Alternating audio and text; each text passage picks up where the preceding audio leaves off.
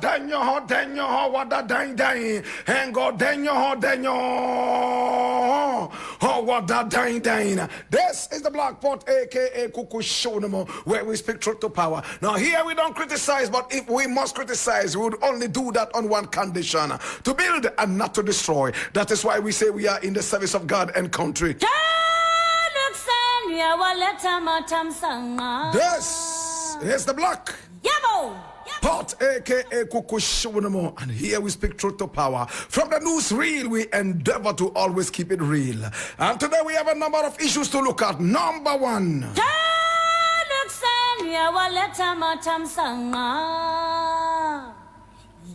Now, the very first story I am taking today is coming all the way from TreeNews.com, and that is the most authentic source of news online, my brother. And it says Ghana will go to IMF again after this one because we are not serious as a country. And this is the former managing director of the Carl Bank. My God, I can't wait to get into it. Now, it says former managing director and shareholder of Carl Bank, Frank Edu Jr., has projected that Ghana will return to the International Monetary Fund for a bailout again after the current $3 billion program with the fund. He blamed this on the refusal of the leaders to patronize the national interest. In fact, to prioritize the national interest over their personal political ambitions in decision making. Now, speaking in an interview with TV3's Kwesi Pratt on the Business Focus on Monday, February 19, Mr. Frank Edu Jr. said, it doesn't matter what you do, to the extent that the election is a two-horse race and the people must win the elections at all costs. You will always damage your economy in the third to the fourth year of your administration. My brother, my sister, you do not go and do this domestic debt exchange program and you leave treasury bills which you are using to pay the DDEP coupons. The highest coupon on the city bond was about 18%, but you are using T-bills at 28 and 30%. At that point, for instance, you could have reset artificially, bringing the interest rate down. Then let the market take over again.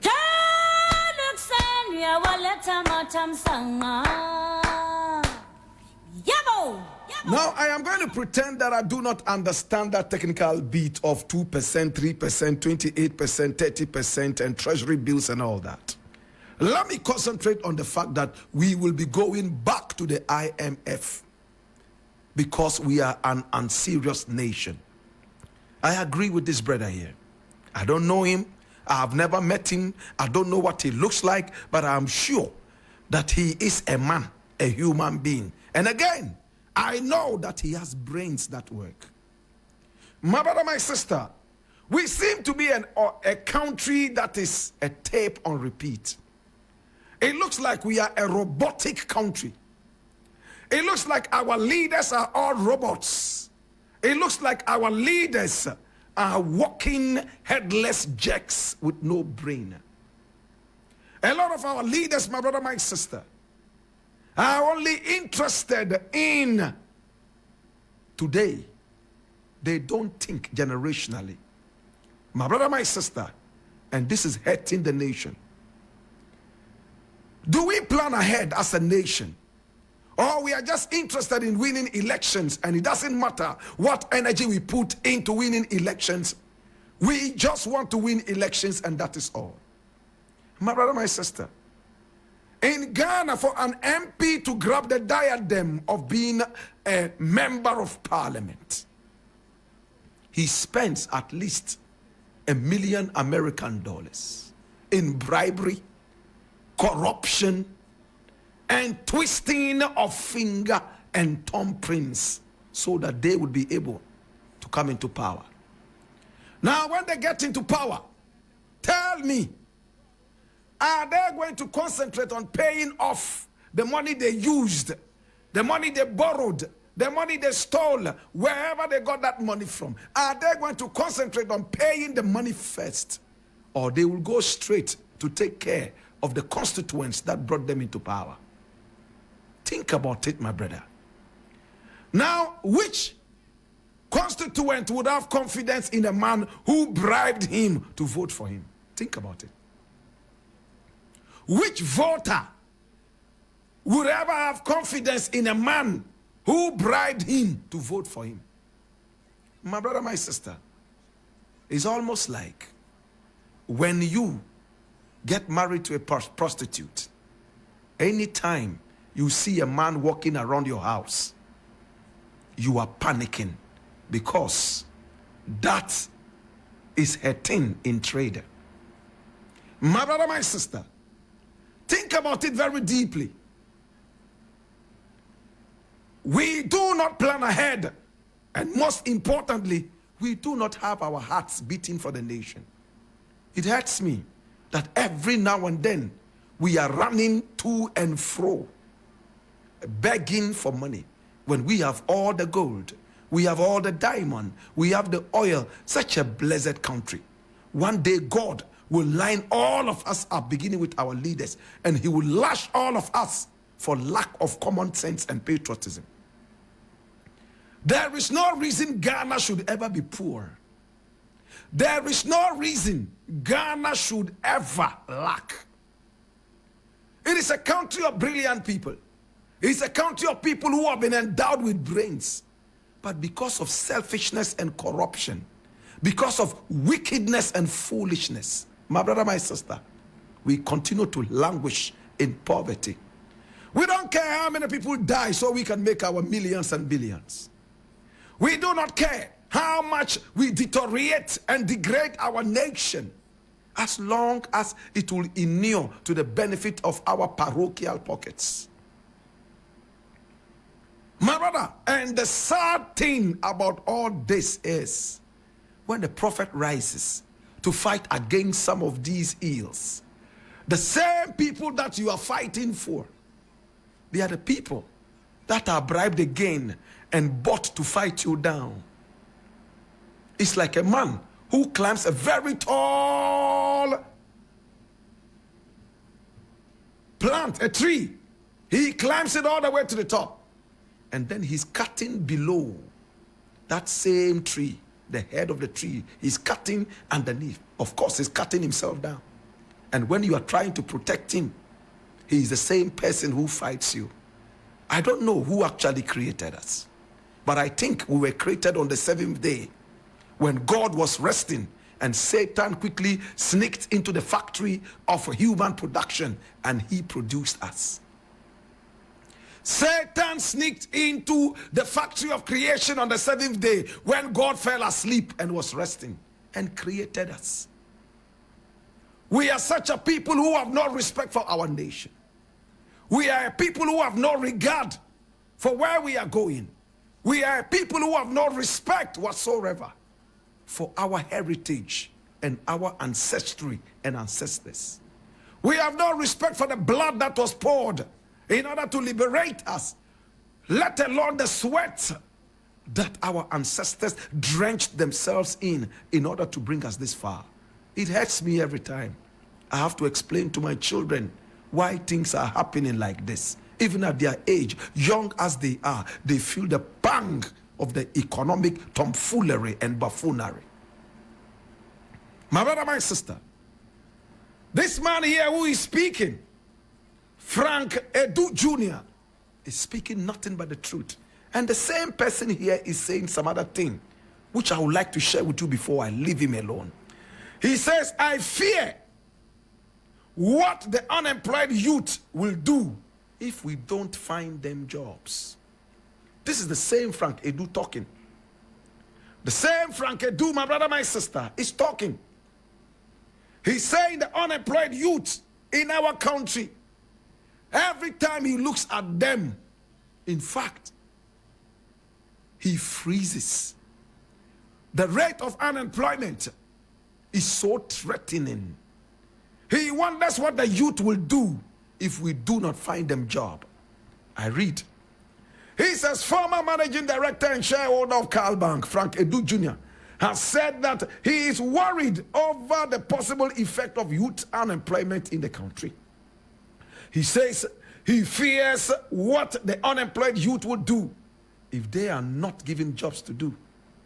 Asks whether he fears for this country after raising concerns about how the leaders govern. Mr. Frank Edu told 3FM's Kwesi Pratt on the Business Focus program on Monday, February 19, that I fear for the unemployed youth and what they can do to us if we do not find something for them to do with their lives. Oh gosh. My brother, listen to this. As human beings with brains, we should be thinking generationally. We must never sit aside and be forced to think. We are humans and we need to think without being forced to think. Now we are threatened by the youth, what they can do to us if we do not find them employment. Imagine the bulging muscles of the youth. Imagine the intellect of the youth who have graduated from various degrees from the universities. They come home and sit down. For an old man who is refusing to retire,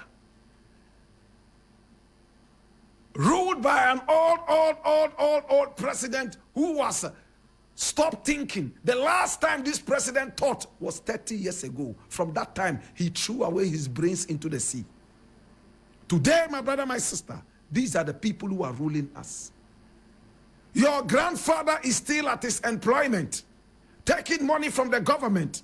He has been 40 for the past 80 years. And you have just come out of the university. You are even older than your grandfather. You are 42. Your grandfather is 40. By the kind courtesy of the football age, Ghanaians continue to behave foolishly and stupidly. My brother, my sister, the crème de la crème of the Ghanaian society is not what is in employment.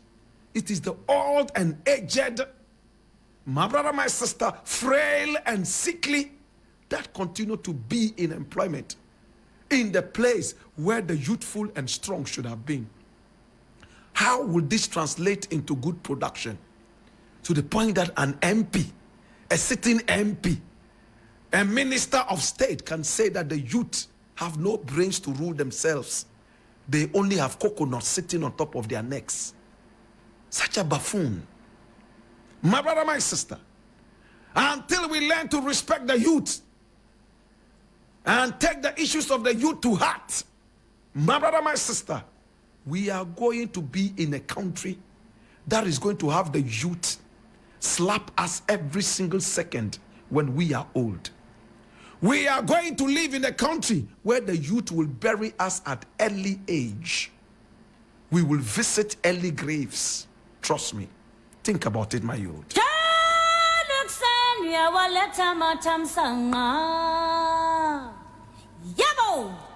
Next thing I want to look at is coming from Peace FM Online, and it says, delay in announcing your running mates, very annoying.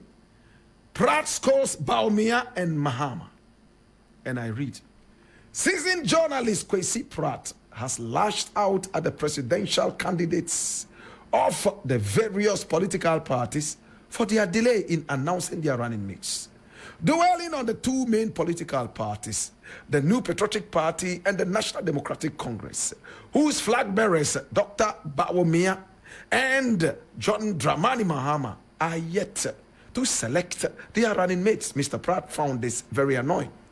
Regarding the NPP, notable names such as Dr. Matthew Opoku Prempeh, the Energy Minister, Apostle Dr. Opoku Onyina, former chairman of the Church of Pentecost, Dr. Yao Educhun, and outgoing Minister for Education, and Mr. Henry Kwabena Kokofu, Chief Executive Officer of the Environmental Protection Agency, have popped up as potential candidates for the running mate. As for who becomes running mate to former President John Dramani Mahama, the former Education Minister, Jane Nana Opoku Agyeman, Former Chief of Staff Julius Deborah and Togbe Afede, the 14th. The President of Asogli Traditional Council have been earmarked for this position.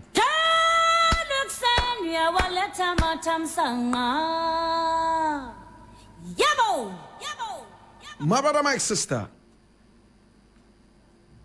let me say something that is going to end this all.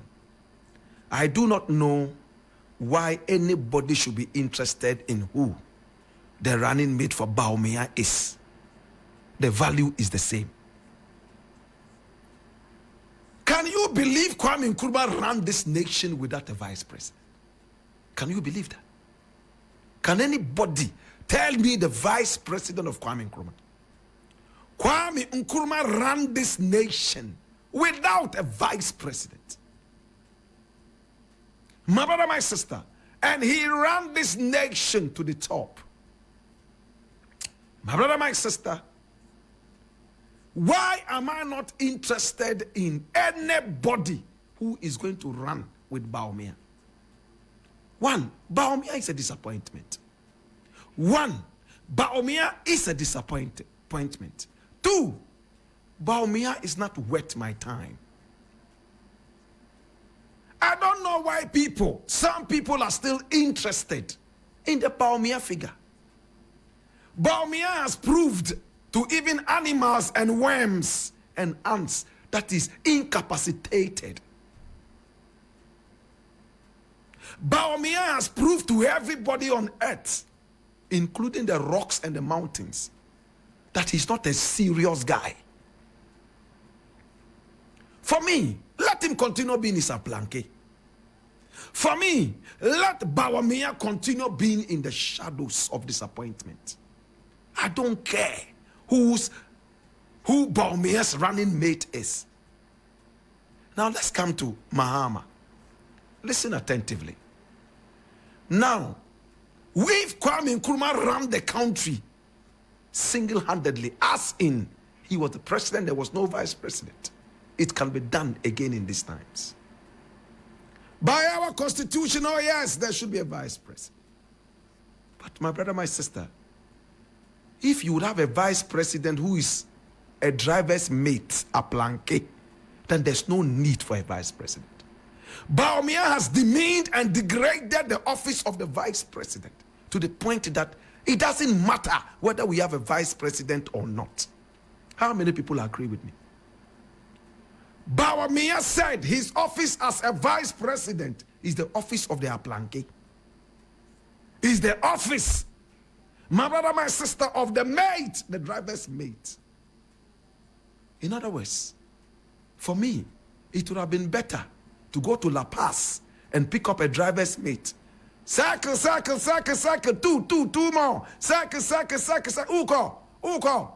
Master wele. It's better to pick that aplanke than to have Bawumia in office. He has degraded, disrespected, and annoyingly insulted the office of the vice president. He has told us beyond all doubt that the vice president's office is nothing but an aplanke's office. Why should I care which driver's mate Bawumia picks again? And if Kwame Nkrumah was able to make it happen, why must I fret and sweat? I leave it here.